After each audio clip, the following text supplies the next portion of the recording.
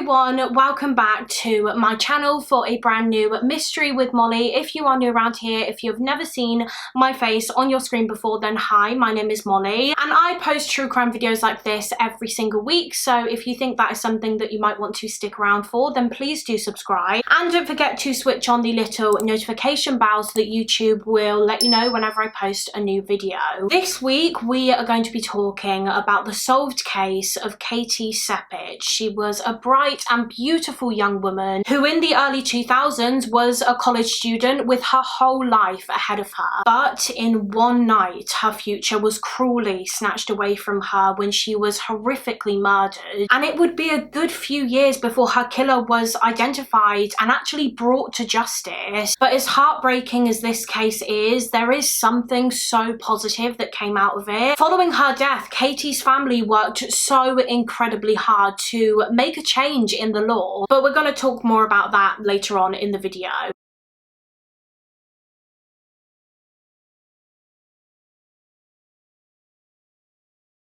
So for this week's case, we are going back about 19 years now to 2003 in Las Cruces, which is a city in the state of New Mexico in the US. And this is Katie Sepich. She was 22 years old at the time that this case took place, and she lived in New Mexico. Katie's full name was Catherine J. Sepich. She was born on the 26th of December 1980, just the day after Christmas. Her parents were called Dave and Jayanne Sepich, and Katie was one of three children. She had two younger siblings, a sister named Carolyn and a brother named AJ.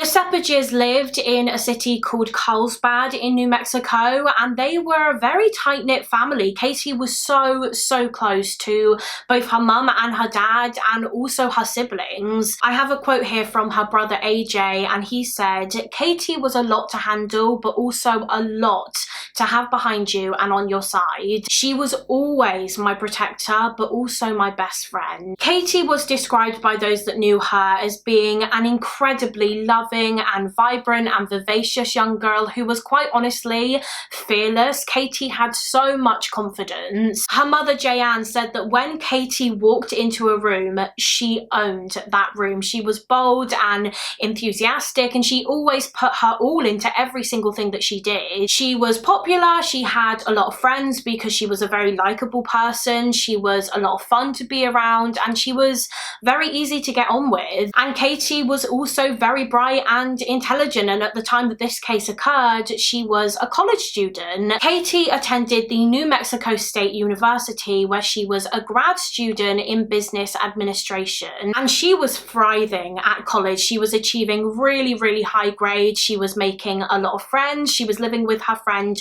Tracy, who I think was also a college student. They lived in an apartment on the east side of Las Cruces, not too far from the university campus. So by this point, Katie had obviously moved away from her hometown and her family for college. She'd moved away from Carlsbad to Las Cruces, which was a couple of hours away. And Katie wasn't totally sure what she was going to do after she finished her time at university. She wasn't too sure what she was going to do with her degree. She was still trying to figure that out. But she told her mum Jayanne that whatever it was, she wanted it to be big and she wanted it to have an impact. In Jayanne's words, Katie, quote, really wanted to change the world. Katie was also in a relationship at the time that this case took place. She was dating a guy named Joe. They met when they were both undergraduate students. He majored in biochemistry and they had been together for about 8 months. And Katie was completely smitten with Joe. She was so in love with him, and she believed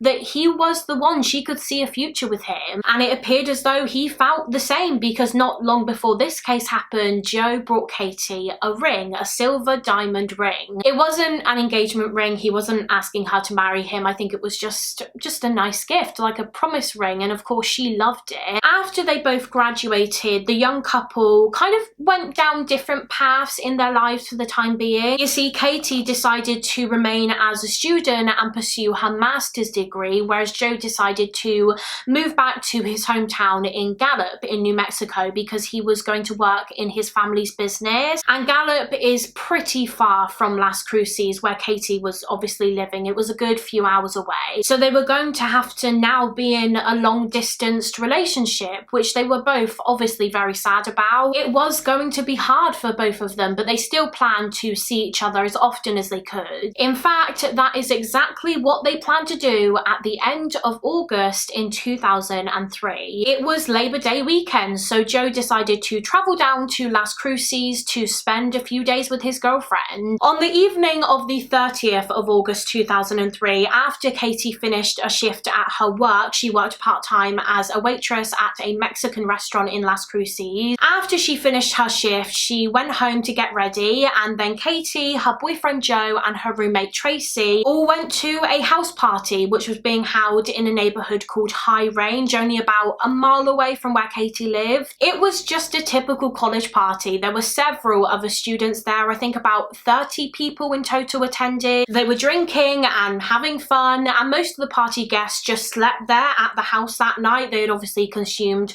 quite a lot of alcohol, so they just crashed. However, when Katie's roommate Tracy woke up the next morning, she noticed that Katie wasn't in the house. Her boyfriend Joe was, but Katie wasn't. And I imagine initially Tracy just assumed that Katie must have gone back home. At some point she'd left the house and walked back home. Although she quickly realised that Katie had left behind her purse, her cell phone, and her keys, which seemed really strange. Why had she left her belongings behind? Why had she left her keys? If she had gone home, she obviously wouldn't have been able to get into the apartment because she didn't have her keys to unlock the door. So clearly she hadn't gone home, but then where was she? So Tracy, and I think Joe as well, they started getting in touch with all of Katie's friends, asking if they knew where she was. Maybe Katie had crashed at one of their houses, but that turned up nothing. She hadn't stayed with any of them. Tracy also checked her apartment, where obviously she and Katie lived together, but there was no sign of her there. And so following this, they actually started contacting all of the local hospitals, asking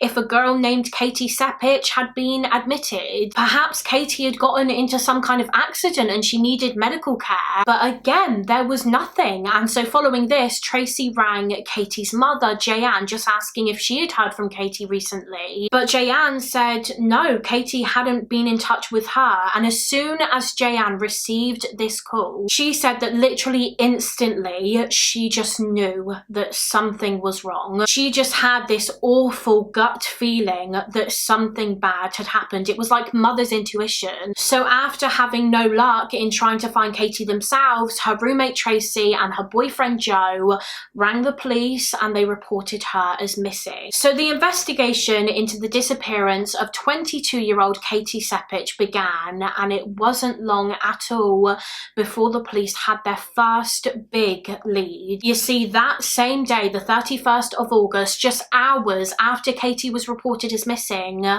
a dead body was found. Just a few miles away, a couple of target shooters were, I think, just walking along a deserted area of the old Las Cruces landfill when they stumbled upon the body of a young woman, and she was very clearly dead. So immediately the police were called to the scene, and it was instantly clear to the detectives that this young woman, whoever she was, had been the target of a horrific attack. She was lying face down on the ground. She was half naked. She was only wearing a t-shirt, so her bottom half was exposed, and her legs were spread apart, so it appeared as though she had been sexually assaulted. She wasn't wearing any shoes. She had scratches and cuts all over her, mainly on her hands and her arms, which indicated that she had fought with her attacker. She tried so hard to fight for her life, and she had a big bruise around her neck area, suggesting that she had been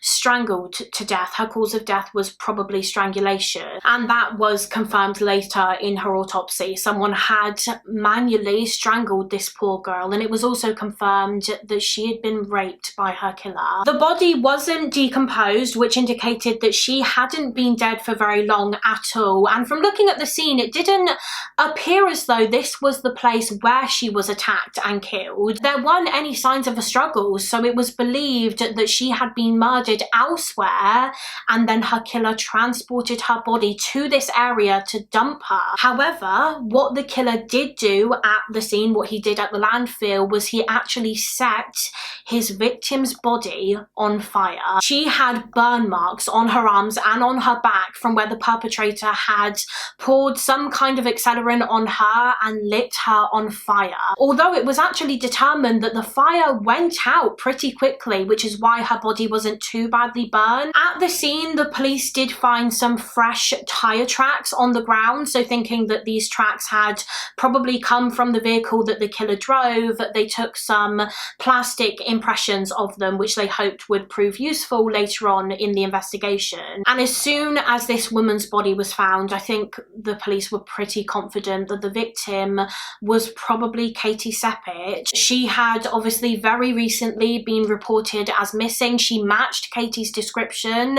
It had to be her. So her family were informed that a body had been found, and Katie's father Dave travelled to Las Cruces to identify the body, and sadly he confirmed that it was his little girl, it was Katie. And as soon as Dave saw Katie's face, as soon as he had that confirmation that it was his daughter who had been brutally killed, in that moment he just felt like he couldn't breathe. He was feeling so much intense pain that he physically didn't feel like he could take in any air, and he just wanted to die too. He just wanted God to take him so that he could be with Katie again. I honestly can't imagine how traumatic it must have been for Dave to have to do that. So now that Katie had been identified, now that her body had been found, the Las Cruces police had the task of finding the person that did this to her, and fast, before they potentially struck again. As I'm sure you can imagine, when the news of Katie's murder broke, the community were absolutely terrified. Other young women especially were terrified because they were so scared that they could be next. If this killer wasn't apprehended soon, what's to stop him from raping and killing again? So in an attempt to identify the killer, the police firstly had to create some sort of timeline of Katie's last known movement. Now we know that the evening before her body was found, on the 30th of August 2003, she attended that house party alongside her roommate Tracy and her boyfriend Joe. Now when Joe and Tracy first reported Katie as missing and they were first spoken to by the police, Joe said in his statement that after having been at the party for I think a good few hours, he just suddenly realised that Katie was gone. He couldn't find her in the house, and at the time he didn't really think too much of it. He just assumed that she had become tired and decided to leave and go back home to bed. It wasn't until the next day, when he realised that no one had seen or heard from Katie, that he started to worry. So this obviously led the police to believe that Katie had been attacked, maybe even abducted somewhere along her route home. And like I mentioned earlier, her home was only roughly a mile away from where the party was being held. So the police decided that they were going to go along that route, the route that she would have taken. They were going to retrace her steps to see if they could find anything, maybe any signs of a struggle. In addition to that, they also spoke to, I think, every single person that lived in the houses along this route, just asking if they had seen or heard anything. But from what I can gather, nothing really came from this line of inquiry. They followed the route all the way to Katie's home, and it wasn't until they actually reached Katie's home that they found something. They didn't find anything of significance inside Katie's apartment, so it didn't seem as though she had been killed inside. However, outside of her home, actually outside of her bedroom window, they found her bedroom window screen just on the ground. The actual window itself was closed and locked, but the screen that usually covered the window had been removed and just placed on the ground outside, which seemed really odd, until at least you remember that Katie had left her keys at the party that night. So the police had a theory that maybe she walked all the way home, and that was when she realised, crap, I forgot my keys. She also left behind her purse and her phone, so it wasn't like she could call someone at the party. maybe she couldn't call her boyfriend Joe and ask him to bring the keys to her, and maybe she felt that she just couldn't be bothered to walk back to fetch them. She was just too tired. So the detectives theorized that perhaps Katie decided to basically break into her own home. She removed the window screen and she was going to try and force open her bedroom window and then climb in. But maybe she was seen by the killer doing this, and that's when she was attacked. She almost made it home. She made it all the way to her bedroom window when she was attacked. And this theory was supported by the fact that her shoes had also been found just outside of her house near the window, and they looked as though they had come off during some kind of struggle because they weren't found next to each other. And another thing that seemed to support this theory was that the police noticed in the gravel outside of Katie's window there was an impression or an outline of what looked like a body. So it was like Katie had been approached by the killer. He was able to dominate her and get her on the ground in the gravel, and that's when he murdered her. All of this evidence indicated to the police that this was the murder scene. Katie was raped and strangled just outside of her home, and then her body was transported to the landfill where she was later found. But who was the murderer? Was it a random stranger, a random man that saw Katie walking home that night and decided to follow her and kill her? Or was she murdered by someone that she knew? Maybe her killer was one of the men or boys that also went to the party that night. Maybe when they saw Katie leaving the party, they left too. They followed her and then they attacked just as she arrived home. The police knew that they had to look into every single party guest, specifically, of course, every single male party guest, just in case they could have been the perpetrator. So they were tracking each of them down, speaking to them, taking DNA samples, taking statements, and actually it was during this when they learned from a few of the party guests that the reason Katie left the party that night was because she was angry following an argument that she had had with her boyfriend Joe. You see, during the party, Katie had spotted Joe kissing another girl. So of course she got really upset. They had an argument about it, and then at around 3 a.m.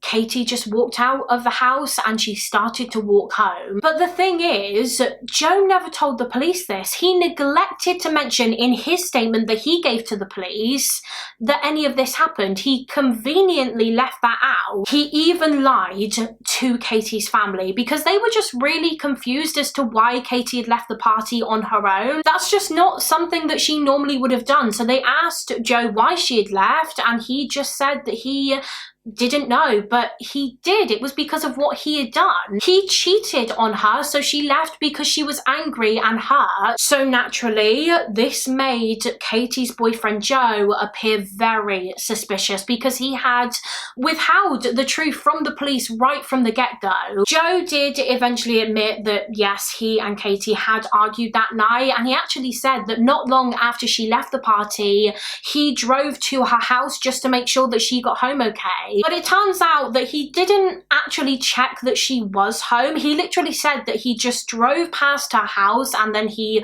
turned around and drove back to the party. He didn't knock on her door or go inside, he just drove by, which also just seemed really odd. If you're going to check that she got home okay, surely you would actually make sure that she was inside the house. The police also learned that the next morning he kept trying to ring Katie's phone. He rang it numerous times, but he actually had her phone. She left it at the party and he had it in his possession. So he was ringing her phone constantly, knowing full well that she didn't have it because he had it. Joe's story was just incredibly strange, and the police began thinking that it was kind of sounding like he was trying to give himself an alibi. Maybe he kept ringing her phone to make it look like he was just trying to find her. He was worried. Maybe he said that he drove by her house to check on her just in case anyone saw his car there and told the police. If that happened, he could just say, oh, I just went to make sure she got home okay, so that he would kind of have a reason for being at the murder scene. It seemed as though he may have been trying to cover his tracks and throw the police off of his scent. 100%, but in actual fact, he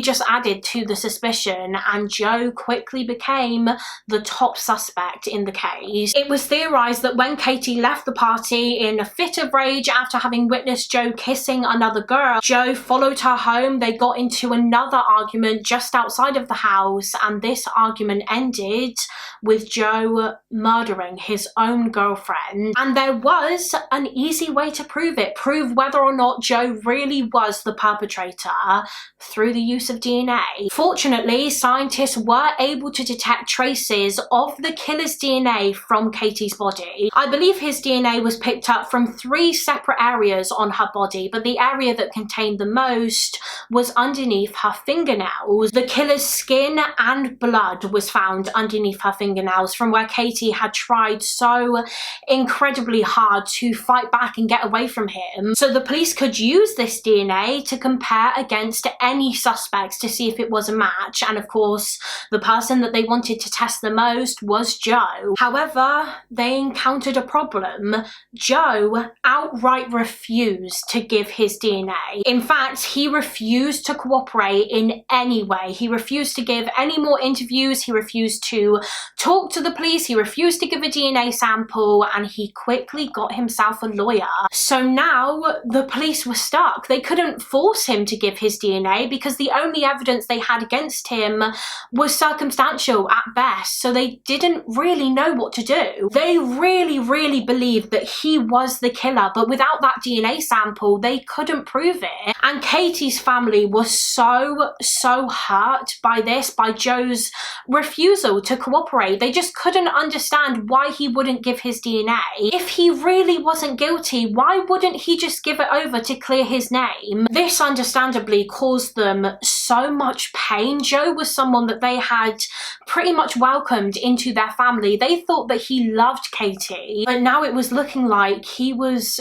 probably the person that did this to her, that ended her life in such a brutal and horrific way. After Katie's funeral and after she was laid to rest, the police actually put a camera on her grave, on a vase of flowers that they put on her grave, because they thought maybe if Joe wasn't willing to confess to them, he might confess to Katie. If he was the killer, perhaps he would visit Katie's grave and apologize because of the guilt that he felt, and then the police would have that recorded. But turns out that that didn't happen. Joe never confessed. Despite that, they were still pretty convinced that Joe was their guy, but having said that, that didn't mean that they just weren't going to look into other men. As well as continuing the investigation into Joe, officers were also looking into known sex offenders that lived nearby and in surrounding areas, because obviously Katie was raped that night, so clearly there was a sexual motive to this crime. They looked into other unsolved crimes that had happened around the area, trying to see if there were any possible connections to other cases, and as well as that, they submitted the killer's DNA profile into the combined DNA index system, the CODIS database, the DNA database, to see if they could find a match on there.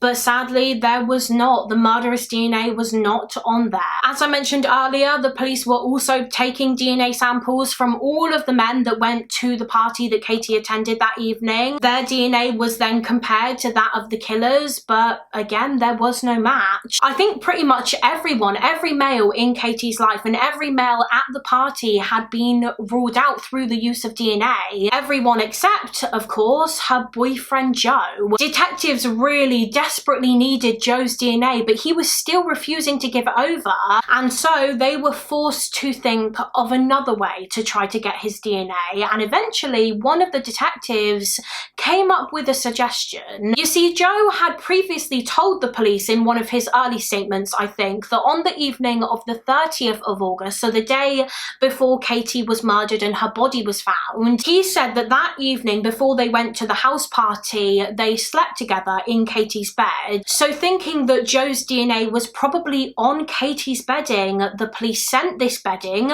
to be examined by scientists, and the scientists were able to detect traces of male DNA from the bedding. So believing that it was Joe's DNA, the scientists then compared it to the DNA found on Katie's body, and it actually wasn't a match, which was surprising to the police. They started thinking, well, maybe Joe isn't the killer after all. But of course they still couldn't concretely rule him out because they didn't know for definite that it was 100% Joe's DNA on this bedding. They still needed that DNA sample directly from him. And so once again, they reached out to him and his lawyer and they asked him for it. They actually said to him, look, we've conducted these tests using Katie's bedding. We found what we believe to be your DNA on it, and it isn't a match to Katie's killer's DNA, which indicates to us that you are innocent. So they said, please just give us your DNA sample so that we can confirm this and eliminate you. And finally, Joe agreed. He said, okay. So the police travelled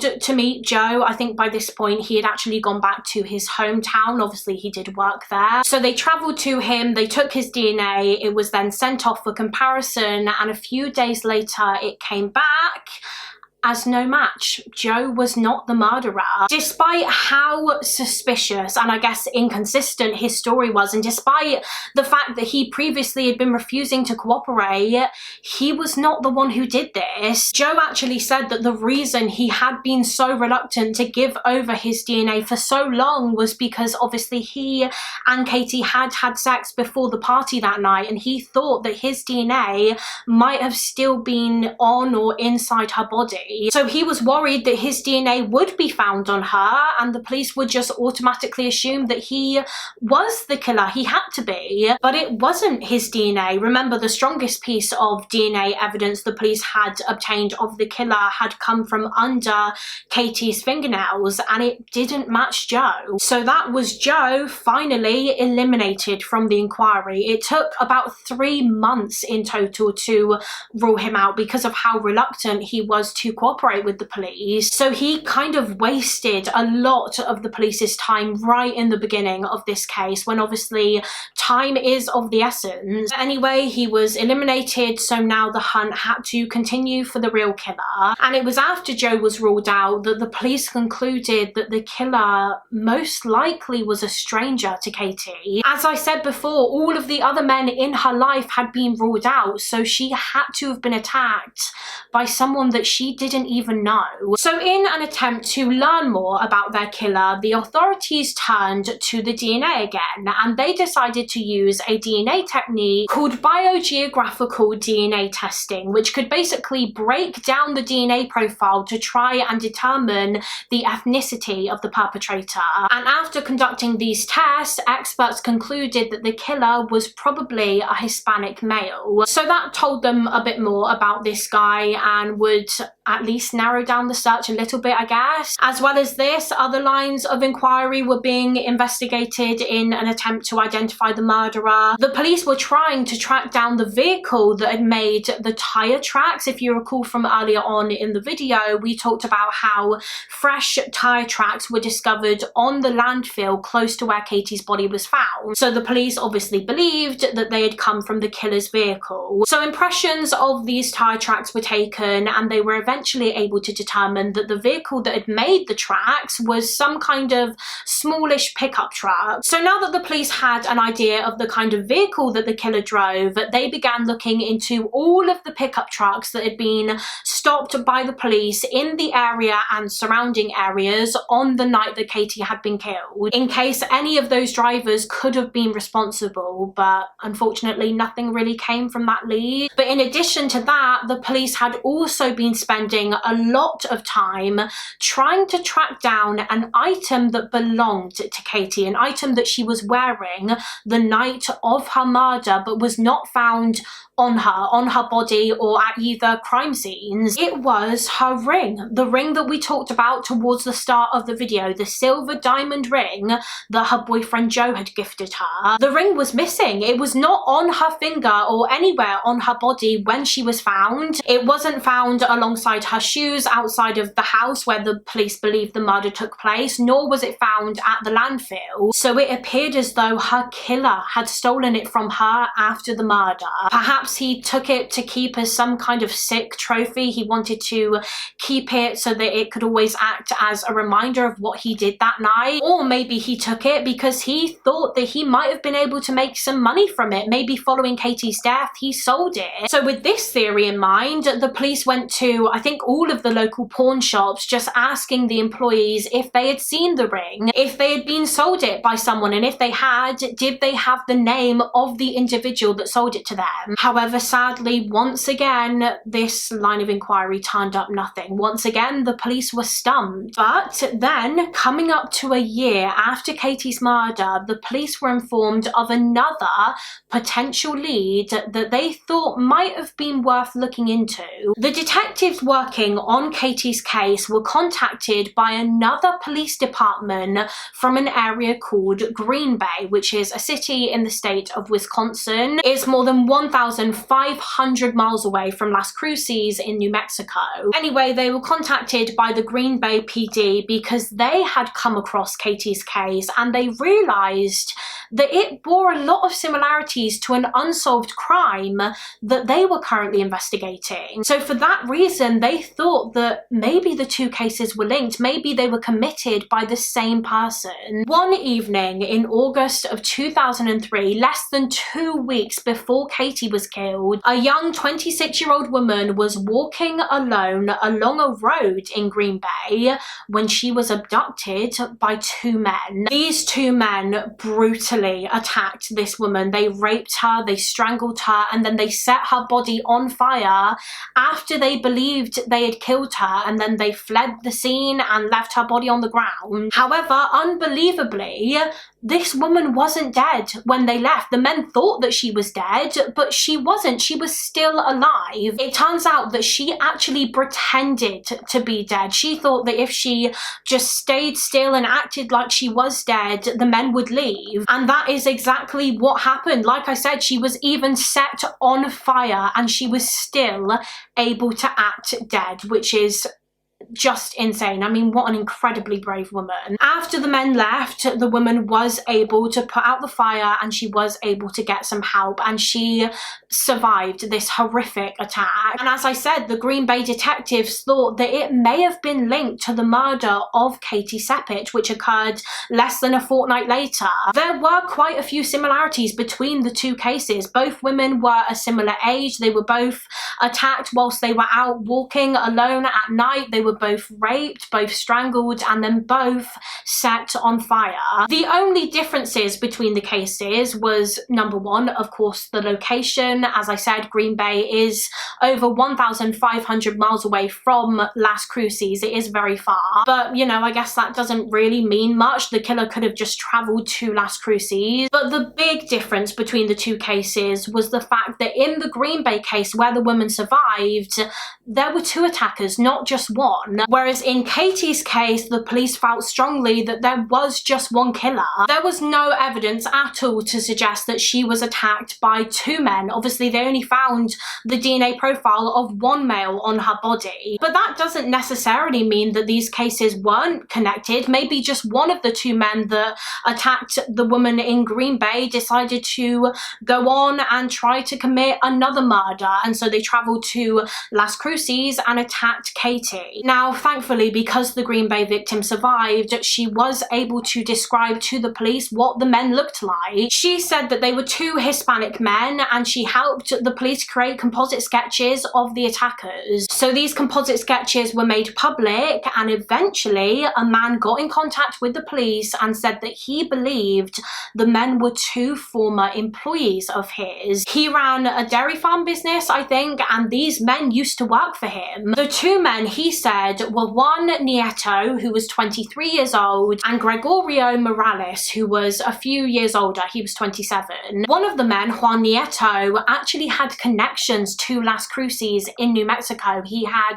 family that lived there, apparently. So perhaps he traveled to Las Cruces 2 weeks after the Green Bay attack to see his relatives, and whilst he was there, he carried out Katie's rape and murder. So because of this connection, the police wanted to take Juan Nieto's and Gregorio Morales' DNA to test against the DNA of Katie's killer to see if either was a match. But it turns out that this was going to be difficult because it appeared as though both men had gone on the run when they realized that they were suspects in the case of the attack on that woman in Green Bay. So a huge manhunt ensued to find these two clearly very dangerous men, and after a good few weeks, both men were apprehended. They weren't found together, and I believe it took a little bit longer for the police to find Juan Nieto, but after they put a picture of him out on an episode of America's Most Wanted, he was eventually found and arrested. And I believe they were both charged and convicted for the attack on that woman in Green Bay, and both men's DNA samples were taken and then sent off to be tested to see if either of them matched the DNA profile of Katie Sepich's killer. However, when the results came back, they revealed that neither Juan Nieto or Gregorio Morales were responsible for Katie's death. Their DNA was not a match. And again, just like with Katie's boyfriend Joe, this did come as a shock to most people, I think. Everyone was expecting that one of these men was the offender, but that wasn't the case. So that was yet another dead end, another line of inquiry that led nowhere. Police were back at square one. And unfortunately, it was following this dead end when Katie's case just gradually started to go cold. Detectives obviously continued working on it. They continued going over the evidence, going over statements, looking into people of interest, but nothing really got them anywhere. And over time, the investigation really started to slow down. There were no answers and no justice for Katie. And Katie's mother, Jayanne, even said that she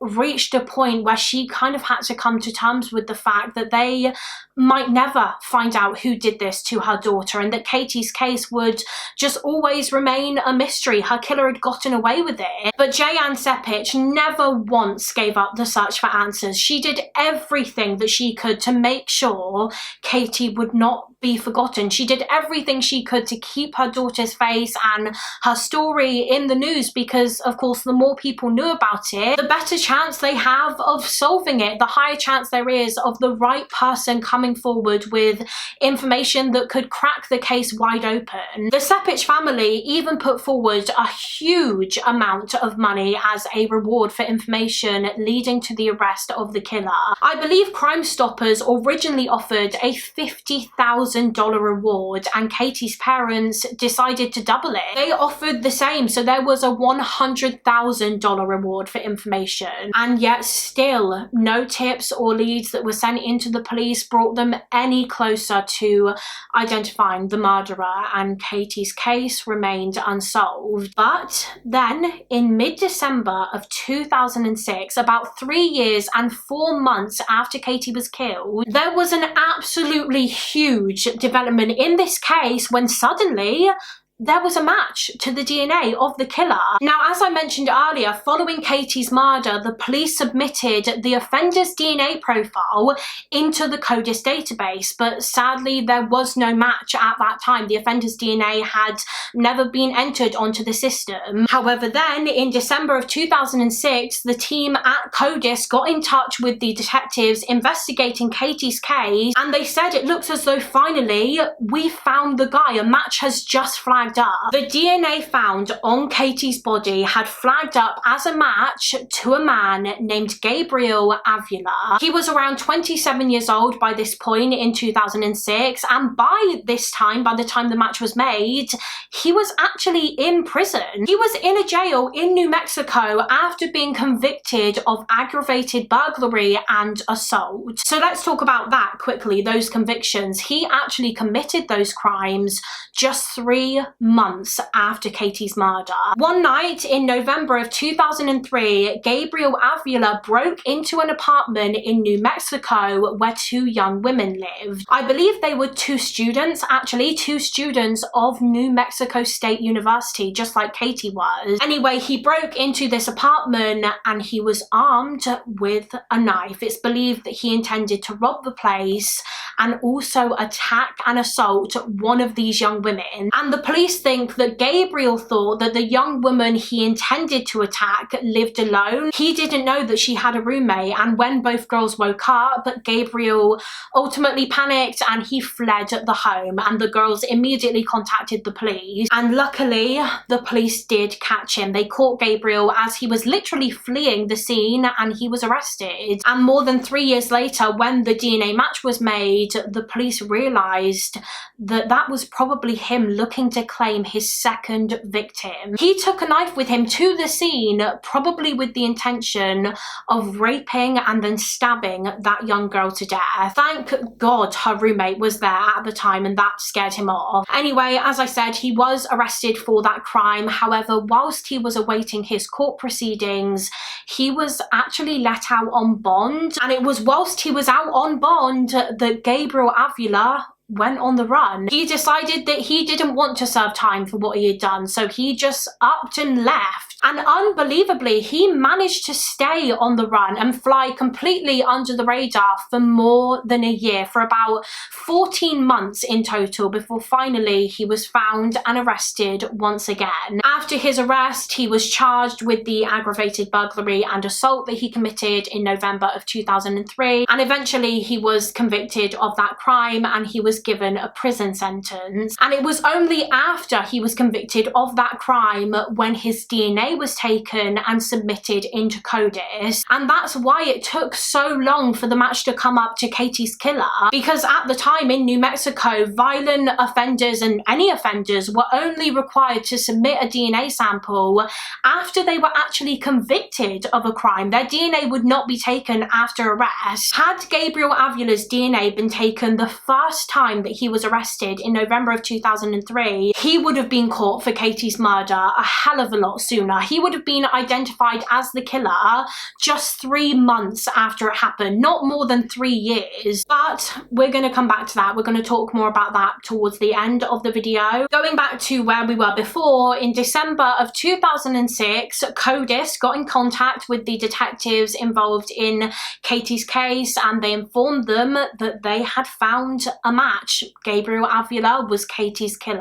Now, of course, as I said, Gabriel Avila was already in prison at the time for the burglary and assault, so the police didn't really feel as though they were in any rush to charge him with Katie's murder. He was already behind bars, he was off the streets, he wasn't going anywhere, so they decided that before they did anything, they were just going to look into him a bit more to see if they could find any more evidence that linked him to the crime, just to make their case against him that much stronger. They actually quickly learned that Avila was previously married. He had an ex-wife who was currently living in Las Cruces, so the detectives decided to go and speak with her, see if she could provide any information that might have been relevant to the case, and she actually did. She told the police that at the time of Katie's murder, her ex-husband did own a small pickup truck, the same type of vehicle that had made the tire tracks at the landfill where Katie's body was found. But that wasn't all. His wife also told the detectives that not long after Katie's death,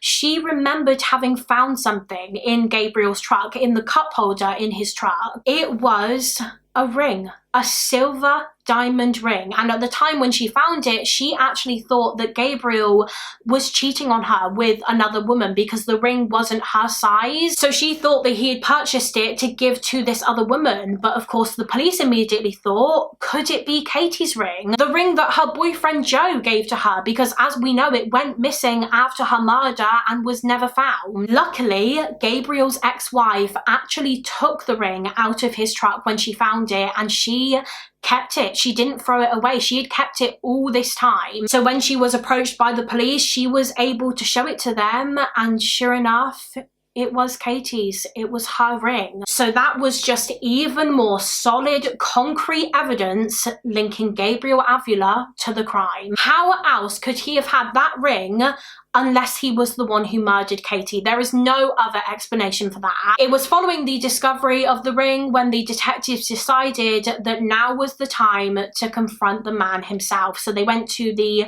New Mexico prison where he was serving his sentence. They sat down with him and eventually they began questioning him about the murder of 22-year-old Katie Sepich. And initially he denied it. He said that he had absolutely nothing to do with that case. He was not the killer. However, his attitude and his answer changed completely when the detectives got out Katie's ring. They showed him the ring and they basically said to him, explain that then. Explain how Katie's ring, which disappeared on the night that she was killed, ended up in your pickup truck. And clearly he couldn't explain it because it was after he was shown the ring that he actually confessed. He knew that there was no point in lying anymore. He had been caught for this. The police had the solid evidence to prove that he was the murderer. So he just confessed and he talked the detectives through his account of what happened that fateful night in August of 2003. Gabriel Avila said that on the night of Katie's death, he had driven to the High Range neighborhood in Las Cruces where Katie was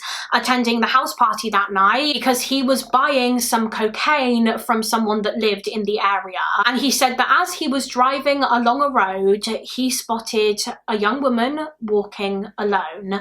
This young woman was obviously Katie Sepich, and this would have been in the early hours of the morning on the 31st of August, after Katie left the party upset because she had just witnessed her boyfriend Joe kissing another girl. Some sources state that Katie was stumbling around a little bit. Obviously, she had been drinking alcohol that night, so she was probably a little bit drunk. And a couple of sources say that as she was walking along the road, Gabriel Avila actually almost hit her with his truck. He claimed that it was then when he offered Katie a ride home, but she turned him down and she just continued walking. But instead of just driving on and leaving, Gabriel decided to follow her. He drove behind her at a really slow speed and he watched as she got to her house and she began trying to break into her own room through the bedroom window.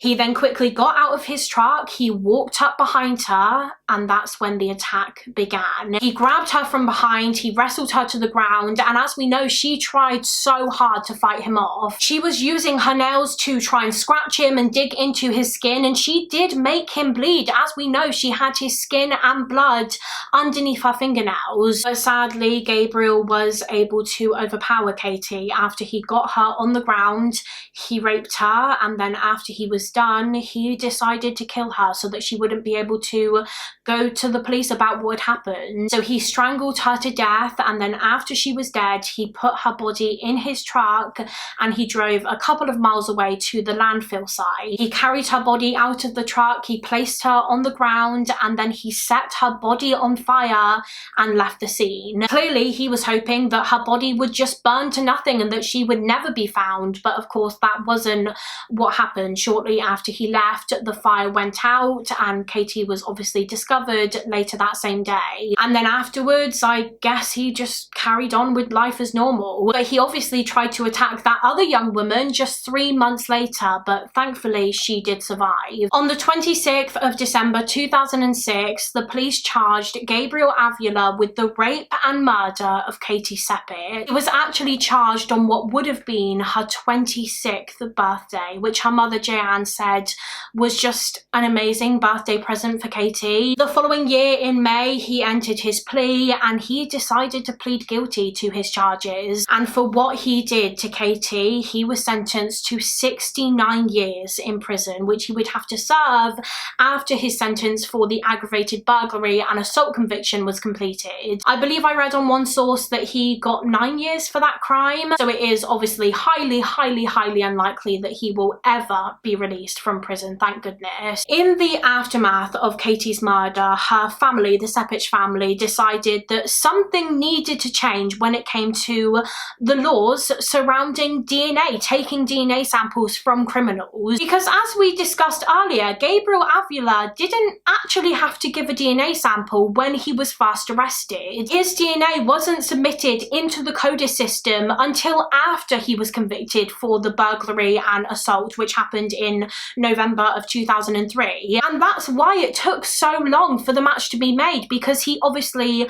went on the run. He was on the run for over a year, and then when he was finally found, there was all the court proceedings that he had to go through, and it wasn't until after he was convicted when DNA was finally taken from him. So it took almost 3.5 years for him to be identified as Katie's killer, and Katie's family just felt as though that was not good enough, because like I said before, had his DNA been taken when he was first arrested in November of 2003, it would have taken just 3 months for the connection to be made to Katie's case. Her family wouldn't have had to go through those years and years of not knowing who did this, not having any answers, and they just felt like that wasn't fair. It wasn't fair to them, and it isn't fair to other families of victims who are waiting for answers, especially when something can be done about it, can be done to improve it. And so they started campaigning for a change in the law. They wanted it to change so that people who are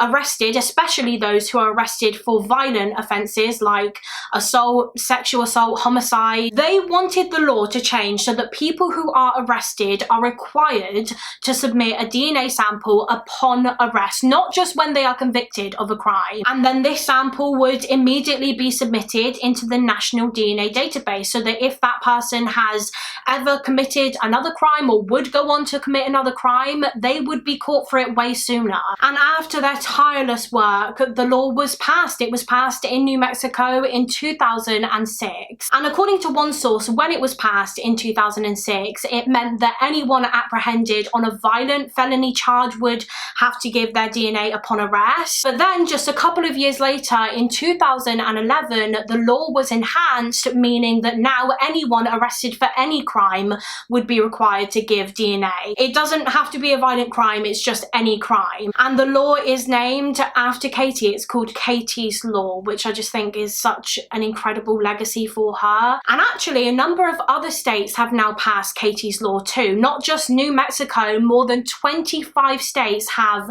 adopted it now, which is just amazing. So even though this is such a tragic and heartbreaking case, there was something so incredible to come out of it. And I have absolutely no doubt that Katie's Law will have had and continues to have such a positive impact on the criminal and justice system. I take my hat off to the Sepich family, I really do. I think that the work they have done since Katie's death is just so incredible and inspiring, and they should be so proud of themselves. But that is it for this case. That is the case of Katie Sepich. As always, please do let me know your thoughts and opinions on this case in the comments. I really want to hear what you guys think. Also, feel free to let me know of any other case suggestions that you may have. You can let me know in the comments, or alternatively, I do have a case request form linked in the description box of all of my videos. Thank you so much for watching. Please do give this video a thumbs up and subscribe if you haven't already, and I will see you again next week for another mystery with Molly.